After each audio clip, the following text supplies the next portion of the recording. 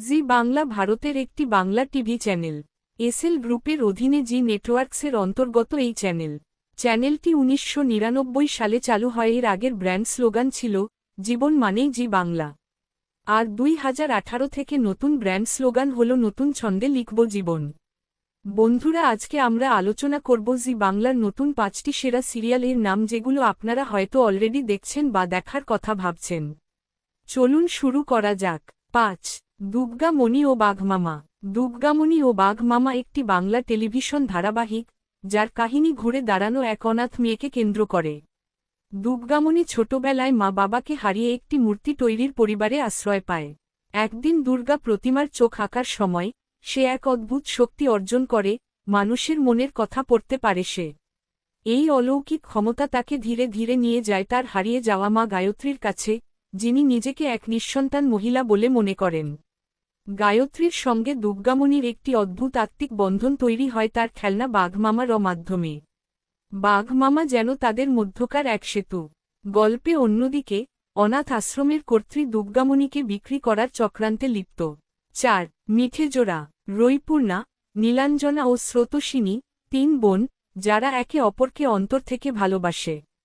তাদের বড় ভাই বিক্রম শারীরিকভাবে অক্ষম, ফলে একমাত্র উপার্জনকারী হলেন তাদের বাবা কিংসুক।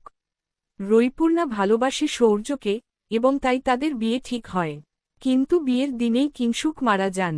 পরিবারের দায়িত্ব কাঁধে তুলে নিতে রৈপূর্ণা চুপি চুপি নীলাঞ্জনা ও সৌর্যকে বিয়ে করিয়ে দেয়, তাদের অজান্তে।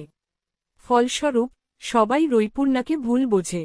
অন্যদিকে স্রোতস্বিনী, স্রোত তার মেডিকেল বিশ্ববিদ্যালয়ের প্রফেসর সার্থক স্যার এস এর সঙ্গে মতবিরোধে জড়িয়ে পড়ে। 3. ফুলকি। ফুলকি একটি আবেগঘন প্রেমের গল্প।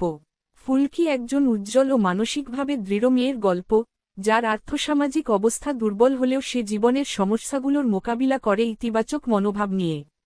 অন্যদিকে পুরুষ মুখ্য চরিত্র রোহিত একজন প্রাক্তন বক্সার, যে নিজের অতীত লাঞ্ছনা এবং নিজের ভাইয়ের মৃত্যুর জন্য নিজেকে দায়ী করে মানসিকভাবে বিপর্যস্ত অবস্থায় রয়েছে। রোহিত যখন অতীতে আটকে আছে, ফুলকি তখন ভবিষ্যতের দিকে এগিয়ে চলার স্বপ্ন দেখে। এভাবেই একসময় তারা একে অপরের সঙ্গে দেখা করে এবং বিবাহবন্ধনে আবদ্ধ হয়। ধীরে ধীরে ফুলকি রোহিত এবং তার পরিবারে একটি ইতিবাচক পরিবেশ নিয়ে আসে এবং রোহিতকে জীবনের নতুন দৃষ্টিভঙ্গি শেখায়। কিন্তু একসময় ফুলকি ভীষণভাবে হতাশ হয় যখন জানতে পারে যে রোহিত এখনও তার প্রাক্তন স্ত্রী শালিনীকে ভালোবাসে। 2. পরিণীতা। পরিণীতা ধারাবাহিকের কেন্দ্রবিন্দুতে রয়েছে পারুল অধিকারী, এক সাধারণ মফস্বলের মেয়ে, যে উচ্চশিক্ষার স্বপ্ন নিয়ে কলকাতার এক নামকরা বিশ্ববিদ্যালয়ে পাড়ি দেয়। গল্পটি তার জীবনের এই নতুন অধ্যায়ের চ্যালেঞ্জ, অভিজ্ঞতা ও আবেগঘন যাত্রা তুলে ধরে। মূল গল্পের উপাদানসমূহ। 1. পারুলের যাত্রা। পারুলের গ্রামীণ পরিবেশ থেকে শহরের ঝকঝকে, প্রতিযোগিতামূলক জীবনে প্রবেশ, তাতে মানিয়ে নেওয়া, সংস্কৃতিগত পরিবর্তন মেনে চলা, এবং আত্মপরিচয় খুঁজে পাওয়ার সংগ্রামী ধারাবাহিকটির মূল স্তম্ভ। 2. ত্রিভুজ প্রেম। গল্পে একটি জটিল প্রেমের ত্রিভুজ গড়ে ওঠে পারুল, রায়ান ও শিরিনকে কেন্দ্র করে। ভালোবাসা, বিশ্বাসভঙ্গ, এবং সঠিক সিদ্ধান্ত নেওয়ার দ্বন্দ্ব, এই অংশগুলো গল্পে আবেগের তীব্রতা যোগ করে। 3. পারিবারিক টানাপোড়েন।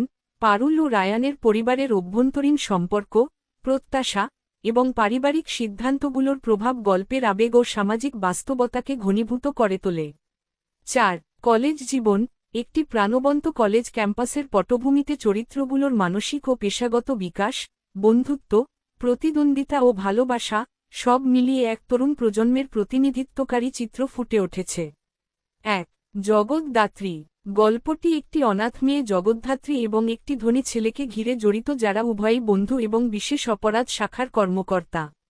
জগদ্ধাত্রী একজন বিশেষ অপরাধ শাখার গুপ্ত কর্মকর্তা, কিন্তু তার আসল পরিচয় কেউ জানে না।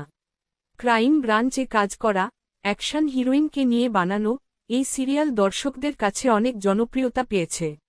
অঙ্কিতা মল্লিক আর সৌম্যদীপ মুখার্জির এই জুটি বেশ জনপ্রিয় হয়েছে। 975 পর্ব পর্যন্ত আসা এই সিরিয়াল এখনও চলমান। বন্ধুরা, এই ছিল আজকের লিস্ট। আপনি যদি নাটকগুলি না দেখে থাকুন তাহলে এখনই দেখা শুরু করতে পারেন। আমার নতুন চ্যানেল ভিডিওটি ভালো লাগলে প্লিজ লাইক ও সাবস্ক্রাইব করুন, তাহলে আমি আরও ভালো কন্টেন্ট নিয়ে আসার উৎসাহ পাব। ভালো থাকুন সবাই। আল্লাহ হাফিজ।